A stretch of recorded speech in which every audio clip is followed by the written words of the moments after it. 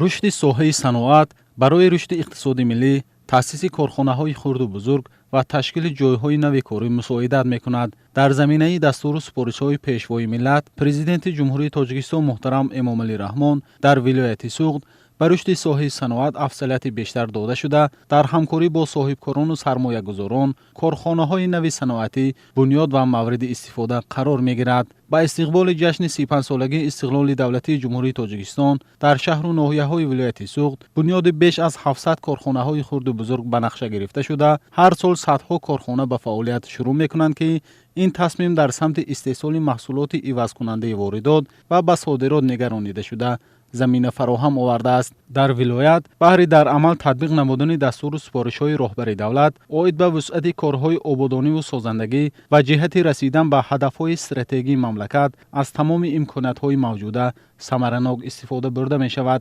таъсиси корхонаҳои хурду бузурги саноатӣ баҳри истеҳсоли маҳсулоти саноатӣ нигаронида шуда, имрӯзҳо дар коргоҳу корхонаҳои истеҳсолии вилоят 240 номгӯии маҳсулот истеҳсол карда мешавад, ки аксари онҳо ивазкунандаи воридот буда, ҳамчунин барои таъмини бозори дохилӣ ва содирот нигаронида шудааст. бо дастури асосгузори сулҳу ваҳдати миллӣ, пешвои муаззами миллат муҳтарам Эмомалӣ Раҳмон, ки соҳибкоронро дастгирӣ мекунам, ҳамин корхонаро ташкил додем, ки дар назди корхонаи кимё маҳсулоти қуму шағали барои истеҳсоли битони кор кард мекунем, ки бо иқтидори 1000 тонна дар як шабонарӯз, ҷои кори 10 нафар ки ташкил карда шудааст. ширкати ҷедмми кимё бо ширкатҳои сохтмонии тамоми вилояти Суғд ҳамкорӣ мекунанд, ки аз мо маҳсулотҳои битонӣ, оҳану бетон ки дигар сохта мешавад, аз мо истифода мебаранд. бо ҳадафи рушди бештари соҳаи саноат, истифодаи иқтидорҳои мавҷуда ва афзун намудани нишондиҳандаҳо дар соҳаи саноат, роҳбарияти мақомоти иҷроияи ҳокимияти давлатии вилояти Суғд пайваста бо фаъолияти корхонаҳои саноатӣ шинос гардида, барои татбиқи ҳамаҷонибии ҳидоятҳои сарвари давлат масъулинро вазифадор мекунад. мавриди зикр аст, ки бо мақсади рушди соҳаи саноат, таъсиси корхонаҳои нави саноатӣ, ҷалби сармоя ва ташкили ҷойҳои нави корӣ, саноатикунонӣ бо суръати кишвар ҳадафи чоруми миллӣ эълон гардидааст.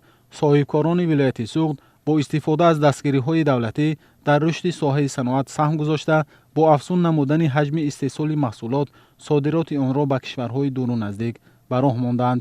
ёдовар мешавем, ки соли 2025 дар вилояти Суғд 146 корхонаву коргоҳи нави саноатӣ бо 1497 ҷойи корӣ таъсис дода шуд. ҳоло ба истиқболи ҷашни 35-солагии истиқлоли давлатӣ, корҳои сохтмонӣ дар корхонаҳои нави саноатӣ бо суръат идома дорад.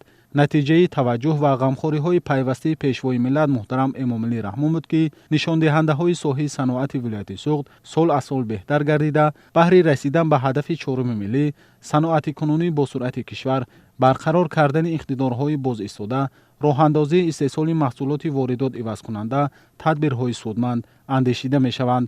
имрӯзҳо ба ифтихори 35-солагии истиқлоли давлатии ҷумҳурии Тоҷикистон дар вилояти Суғд таъмиру таҷдид ва бунёди 12 000 иншооти ҷашнӣ ба нақша гирифта шуда, то ин марҳила нақшабарзиёд иҷро гардидааст ва иловатан боз беш аз 3000 иншооти дигар бунёду навсозӣ карда мешавад.